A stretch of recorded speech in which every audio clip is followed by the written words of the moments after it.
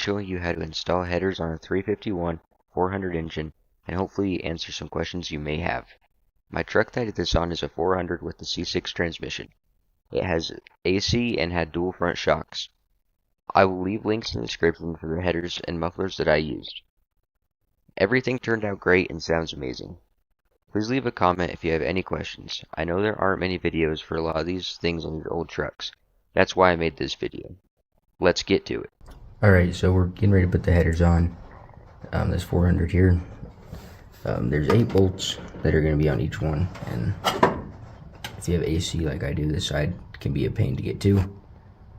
I've already pulled off the other side on here. It's not quite as bad.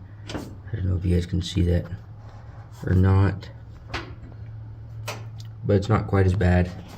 So I'm going to finish pulling off this side.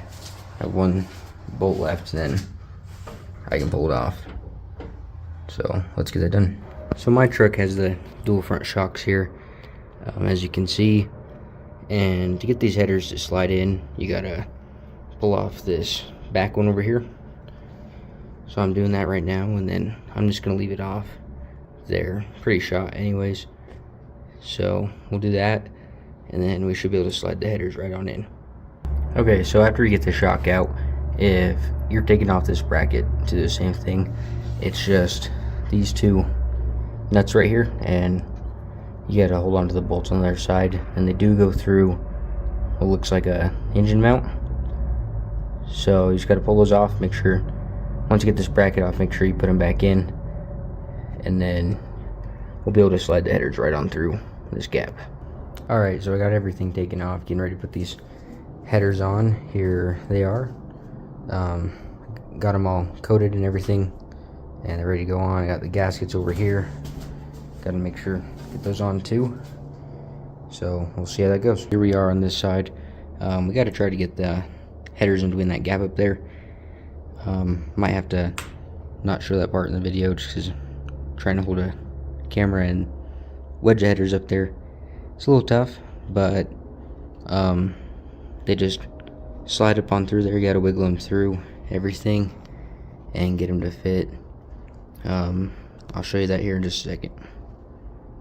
We got a couple of bolts started here. It's holding on there, and gaskets on for now. I gotta get some other bolts threaded in, get them all tied down. I gotta take off this dipstick too, but I gotta drain the oil first, and I guess do an oil change. So I gotta reroute that up through here somewhere, and I can't do that without taking the dipstick out, and we take the dipstick out, it all leaks out. I did jack up the truck just to make it a little easier to get those slid in there, and I pulled the tire off too, making me some more clearance. But there's that.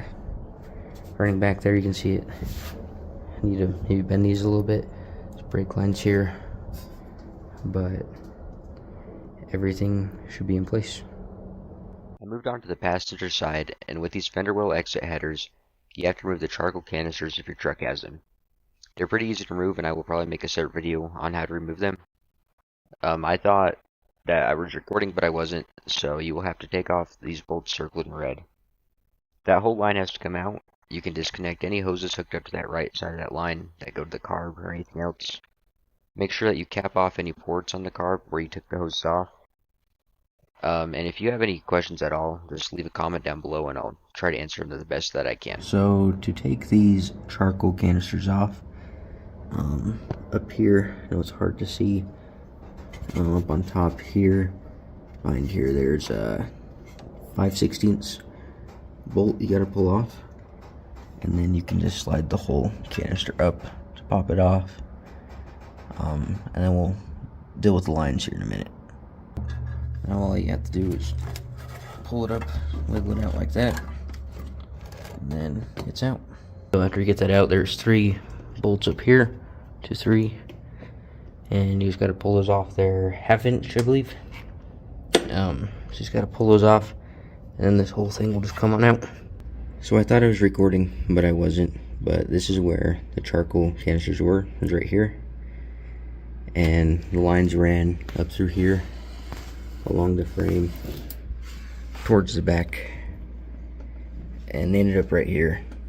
You can just tear off all the rest of that line, and I just left these like this for now. Those go to the gas tanks. I probably will end up throwing a lawnmower filter on there just to keep dirt and everything out of there, but for right now I think they're gonna be all right. So if you want to throw a filter on there, you can, but I just don't have one on hand right now.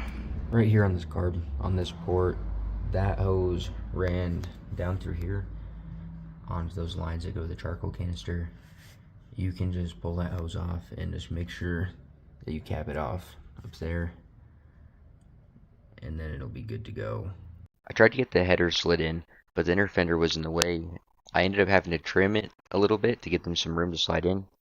After I trimmed it, they slid in nicely, and I was able to go back up top and thread a couple bolts in. Then I went through and got the rest put in.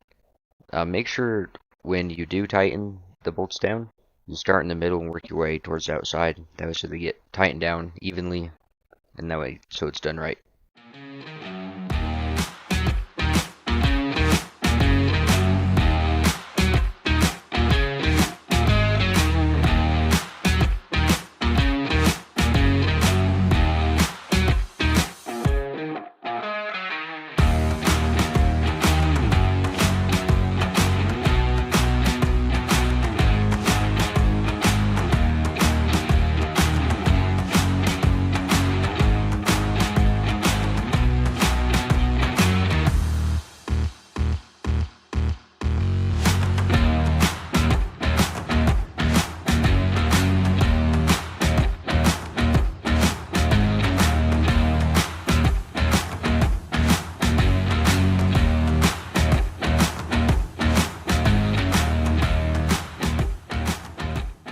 Okay, so we got everything put in.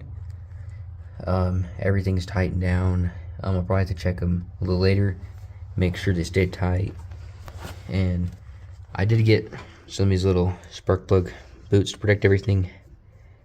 Just got to keep an eye on everything too, make sure nothing will melt. I threw some reflective material to help keep the heat off it under here, protect everything. So hopefully that'll be good to go.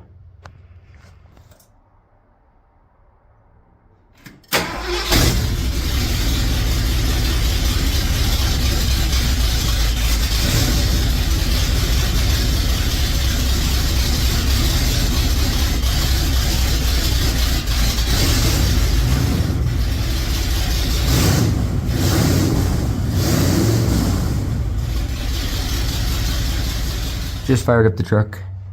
I let it sit in idle for 10 minutes, and to get the paint on the headers to bake, you have to let it sit for 20, and then I'll run it for another 20, let it cool for 20, and then just drive it like normal. So I'm just letting it sit, but it sounds pretty loud. Videos don't do it justice at all.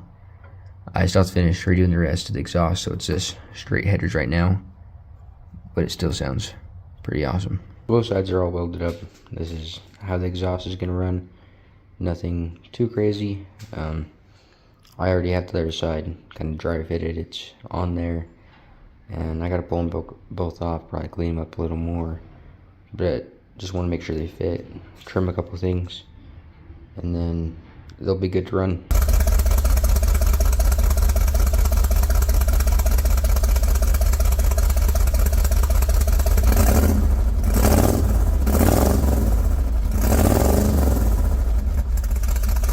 Everything is all wrapped up and it looks pretty good.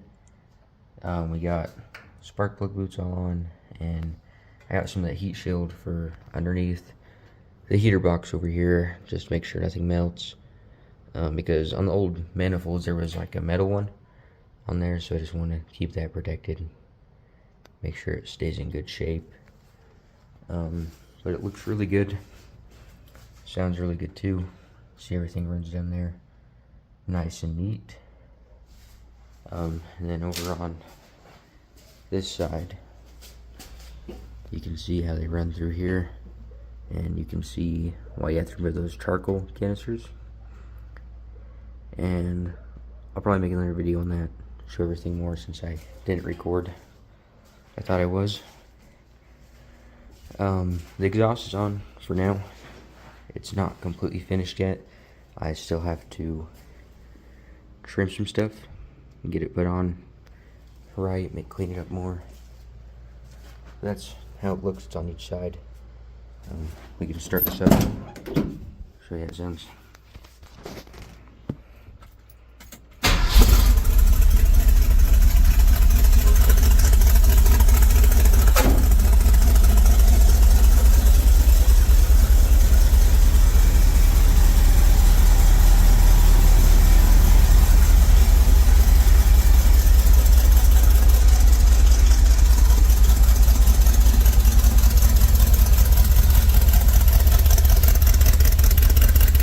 That's gonna be it. I still gotta trim that exhaust a little more, but I'm gonna worry about that later. I'm gonna get this video done. If you guys have any questions at all, please leave a comment and I'll try to answer anything best that I can. But everything turned out great. Sounds really nice. I like it. Thanks for watching, guys.